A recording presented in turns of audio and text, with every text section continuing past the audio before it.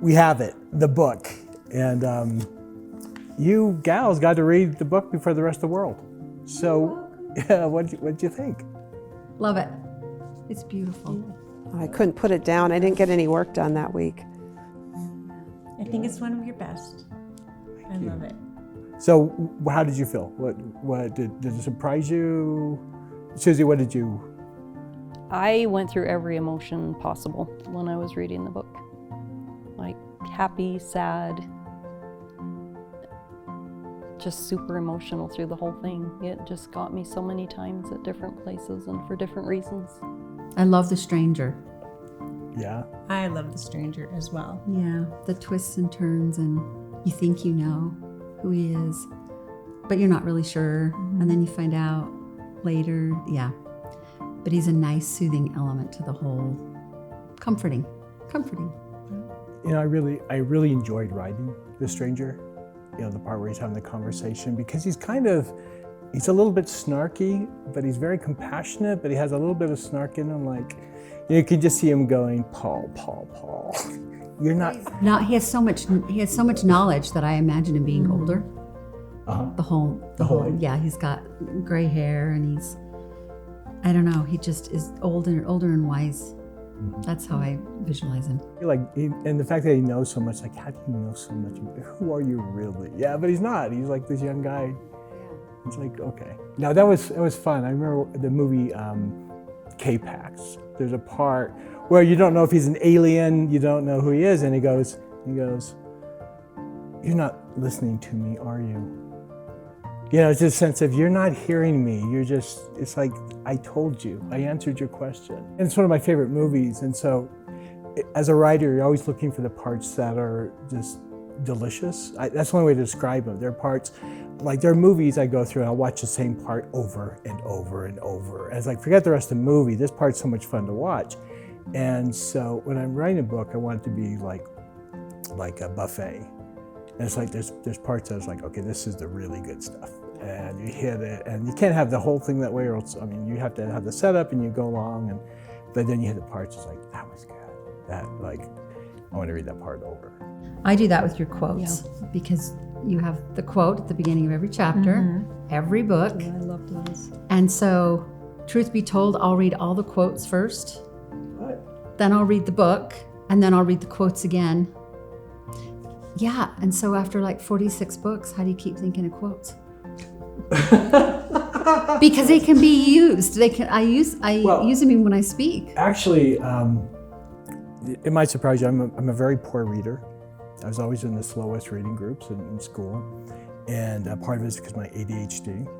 And so when I write a book, it has to move quickly, and that's what people say, I got hooked really fast. If you're not hooked by the first 2 paragraphs, I feel like I failed. And so what I do, I'm going along and suddenly something profound comes to me. It's like, but it slows the book down. It's like, so what I do, I take that, I don't want to throw it away, right? In the most insensitive analogy, writers call it killing your babies. And it's like, well, what I do is I take it, I put it in the morgue.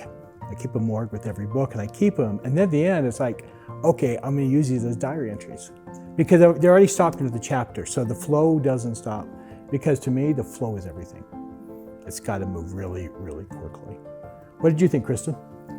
Well, the thing I want to say about The Stranger is that everybody that reads this book is going to interpret the stranger differently based on who they are and where they are in their lives. You know, I feel like, I mean, this is, you always have a spiritual component to your books, but this one just goes all in on that. And I really feel like whatever people's spiritual practice is, that's how they'll interpret The Stranger. So it's not a one-size-fits-all book. Like, not everybody's going to have the same experience. And I think that is probably the biggest gem of this book, because what I experienced, I think, is going to be different from what you guys experienced. Oh, I love that. Yeah. I love it. Well, that's of course, if I can get someone to think. I've learned not to ask people, what did you think of the book, even though I asked you that when we started. What I really want to know is how you felt about the book. Because if no one wants to tell you that your book sucks, right? No one wants to say that. They're going to tell you what they think you want to hear. It's like, oh, it was really well written. That's the worst thing you can hear. What I want to hear is, oh my gosh, I can't believe Paul had that happen to him. I said, yeah, I cried with him. It's like, that's, okay. What happened, they bought into the fiction. They became part of the story, which is the same experience I have as a writer. There are times, I mean, I've fallen in love with some of my characters. There are times when I've cried with my characters. I've gasped with my characters. And this one of the major turning points when that happened, I just put my head down, I wept. Just sat there, I can't believe I was just given that gift, because I didn't come up with that. The way it just came to me. Some of it's just personal. Yeah. And then I think, oh my gosh, I want to do it justice, the concept justice, and I can't wait to share it with my readers, because I want them to feel how I'm feeling right now. And so, you know the saying, no tears in the artist, no tears in the viewer. It's the same, it is. I went through the whole experiences. There's times he says something, I just laugh. It's like, I can't believe he just said that. So it becomes very real to me. And so what I'm trying to do is actually help you have the same experience as a reader. And then when they do, and sometimes it feels like it even surpasses my experience, it makes me very happy. What did you think, Karen? I think the favorite part of the book for me was the thread that was woven throughout all the characters. And it makes me think of my own life. Are our lives on purpose, so that our highs and lows are there, so that we can share that with someone else and have empathy with someone else as they're going through things. Like Paul and Colette, they had the same experience. They lost their spouse. Then the young man, Ronald, he was in foster care, the same as Paul. And Paul could understand what he was going through. Paul could understand being bullied, so he could help Ronald through that. And I just loved all that. That was really heartwarming to me. The philosopher Kierkegaard said that life can only be understood looking backwards, but we have to live it going forward. And I look back on my life and I can see that. It's like, oh, look how I got there. These things all came together. Things I didn't want to happen came together.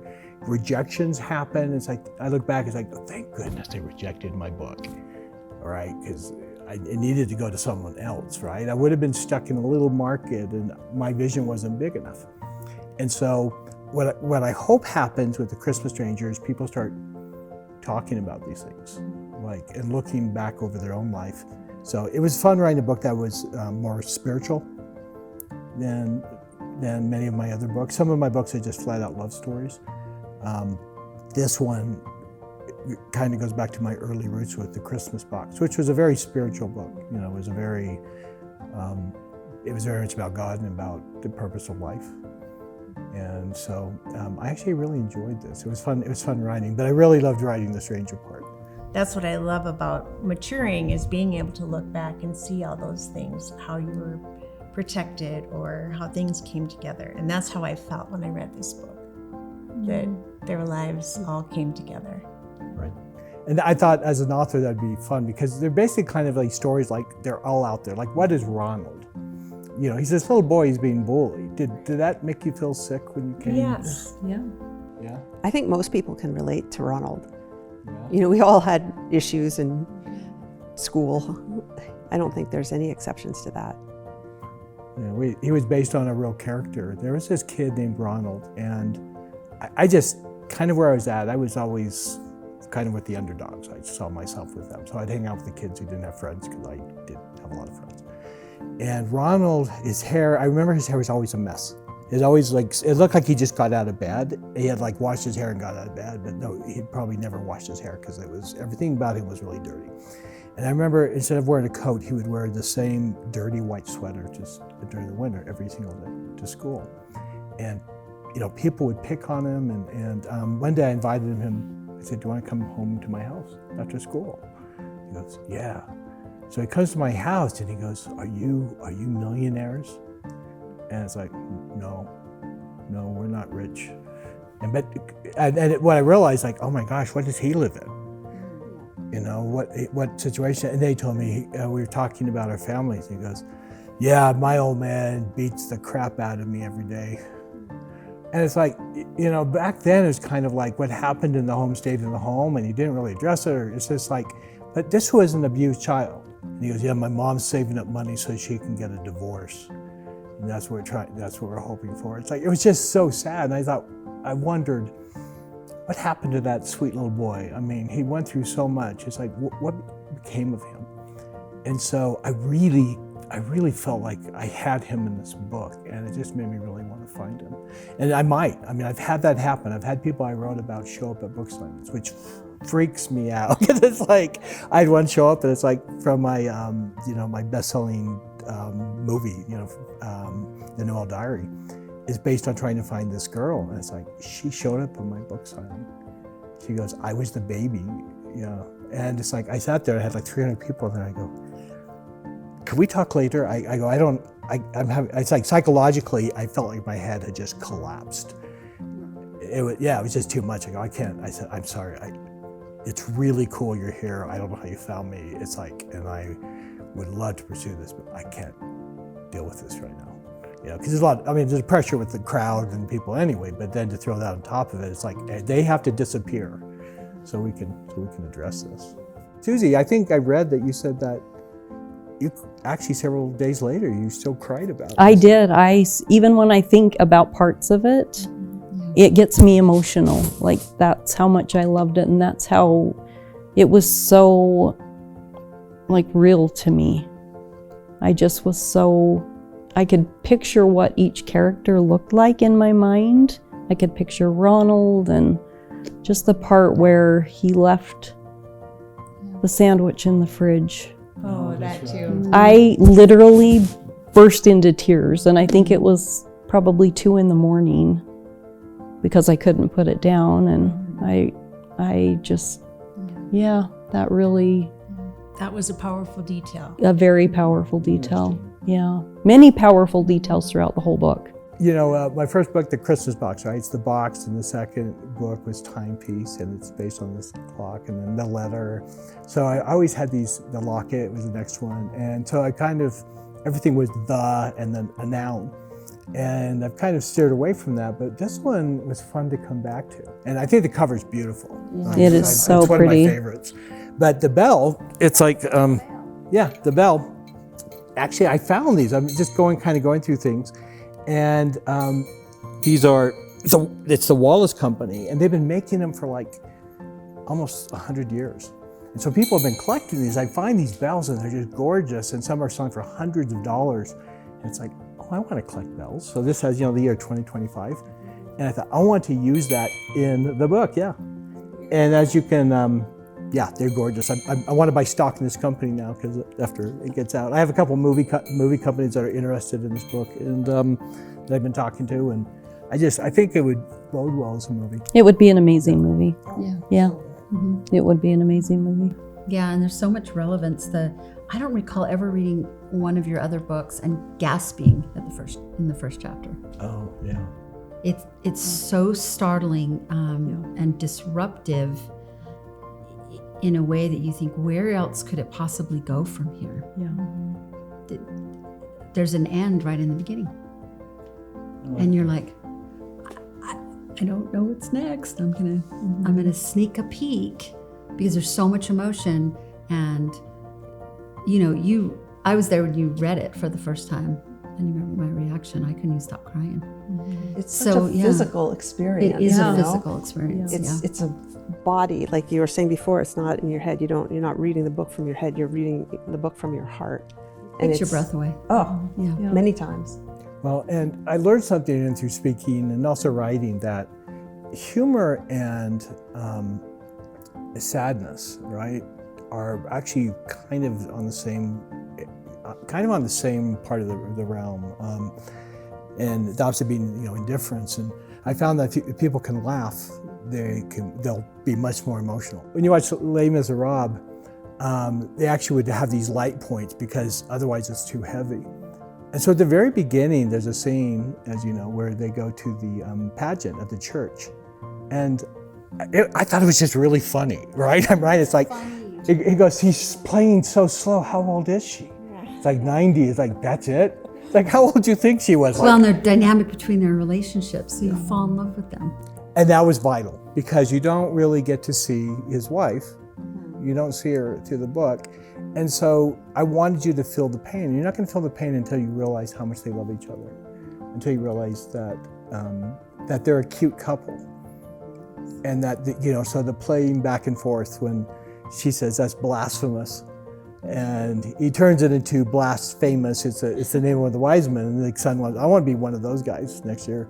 He's like, really? You said that? And he's like, but then he goes, you want to have a discussion with a 7-year-old boy about what blasphemous means? Really? You want to do that tonight? It's like, so he's actually wise. I mean, the kind of banter back and forth is really fun and cute. And then when that chapter ends, you're just like, it's like being hit in the stomach. It's like, oh no. Well, and you think, how would you have that again?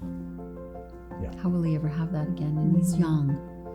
And everybody experiences loss. We just all experience it on different levels. And so I think any loss that you have hits, at least for me, it was like that memory, that feeling of what loss feels like, just stabs you in the heart.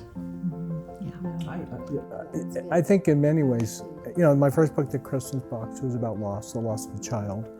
This book's very much about loss, and the way it starts, did any of you think it was just too much? Was it just too hard? No, because you just, like you said, you'd already laughed. Yeah. You laughed and then you went. So when you're in the room with him, what did you think? I think you took chances at the beginning of the book. And I remember thinking, wow, he's, really putting it out there. And I think it works. It really works. Like it just, like you said, it just grabs you. That's the beauty of a lot of your books. It just grabs you from the first sentence even. And I love also the narrative arc, but in particular the way it started is sticky. Yeah. Oh, I like that. But there's enough in there to draw you in, to keep you, it wasn't so much that you felt like, oh, I can't do that. And it's timely. There's just issues happening all around us right now that the book talks about and addresses them in a real way. And I think that's important. Your books always do that. Even though you always have the romance piece, you also always have a relevant topic about something going on in the world. And that's managed in this. And hopeful. You always end with hope. So it's such a great roller coaster. And that's what I want to write. I want to draw people closer to God and hope through my books. That's really what I want. And someone once said the books are Pollyanna. I said, have you ever read them? They can be horribly depressing. And it's like, I've killed more people than any serial killer. But the beginning of it, my family struggles with depression. I have sat next to one of my either siblings or mother 4 times when they try to take their life and wait for paramedics. So it's like suicide is a big part of my family and my heritage, which is horrible. And authors, you might find it interesting, are 8 times more likely to take their lives than average people. And so probably because we're very internal. And so I was really struggling when I was writing this. And last year I was diagnosed with cancer, and I thought I didn't know if I was going to be alive by the time the book came out. I was going through a lot, and I couldn't sleep, and it was almost midnight, and I took the dog for a walk. And I'm out there, and we're walking along in the dark, and suddenly I just put my head down, and I just wrote. And I thought, I want to be done. I'm tired. I hurt too much. And as I sat there and just in complete grief, the movie started playing. The whole movie. I got the first 4 chapters of the book. It was just like a download. And I sat there and it's like, oh my gosh. And as you see, when he's sitting there, you can feel it. It's like, I was in that place, like, okay, this is how I would take my life. This is how I would end it. I'm going through this scene. And then it just kept going and going and going. And there's the other part where I felt like my muse, stepped in and said, no, I'm here to save you. No, you still have a reason to live. You have more to do. There's still love. You're not forgotten. And I would hope that anyone reads this book in a really quiet place, I'm getting emotional now, that in a really quiet place as they read it, that they would feel that they would feel a sense of love, and that they would feel solidarity, that we go through hard things, all of us.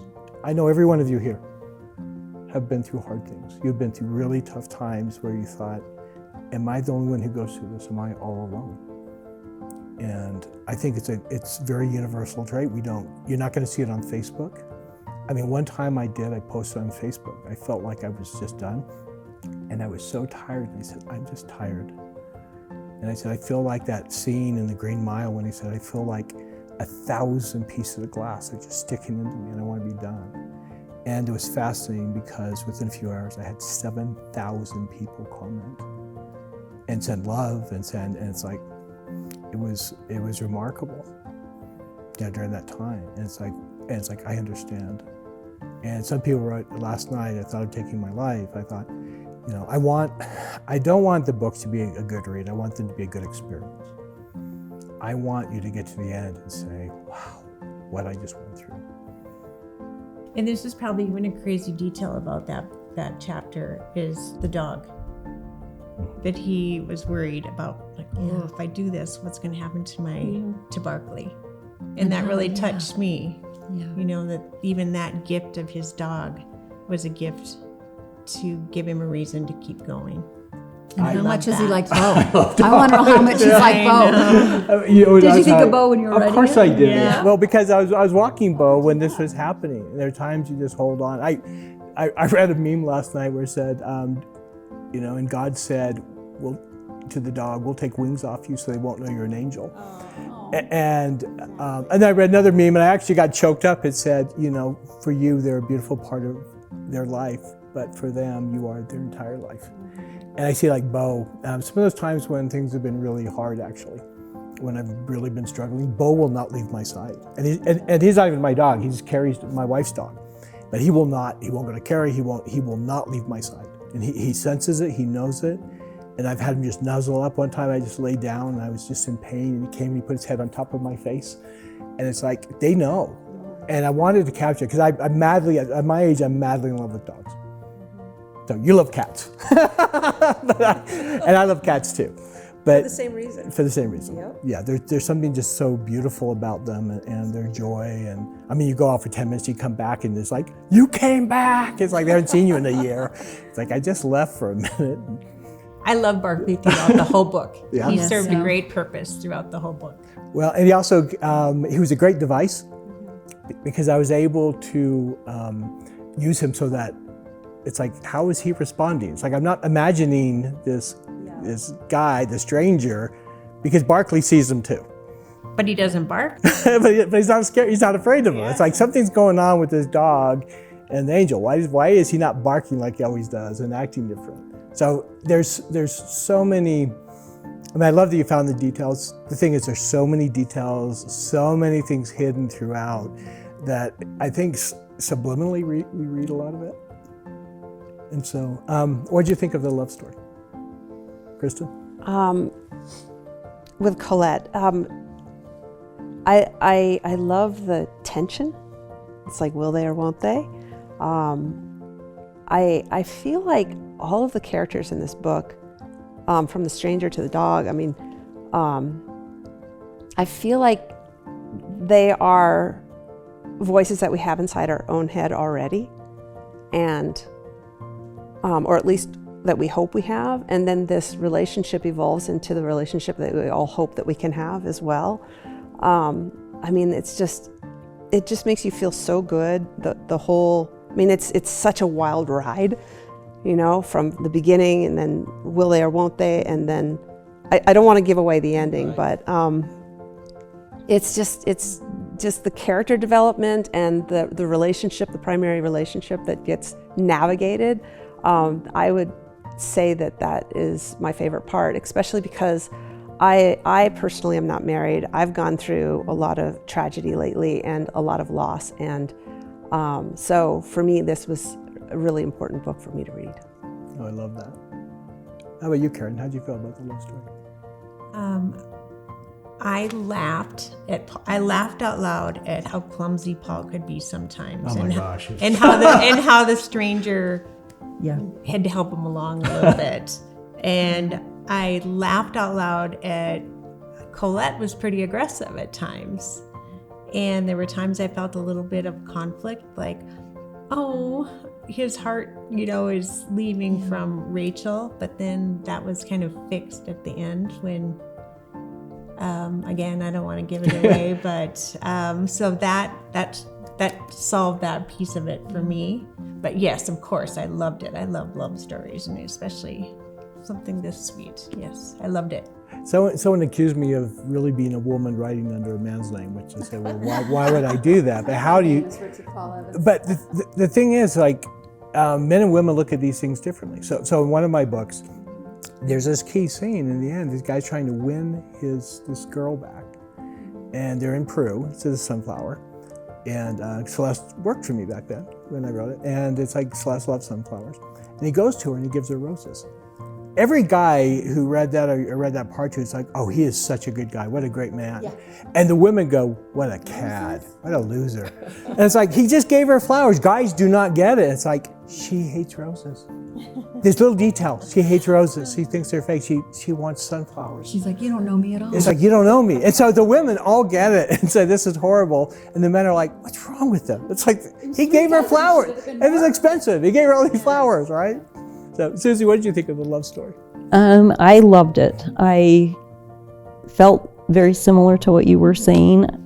A lot of different emotions. Like sometimes it was so, so sweet and so awesome. And then other times it was like, wait a minute, don't do that. You don't do that. You need to go back and say something different or do something different. And then it changes. And it's like, oh, okay, good.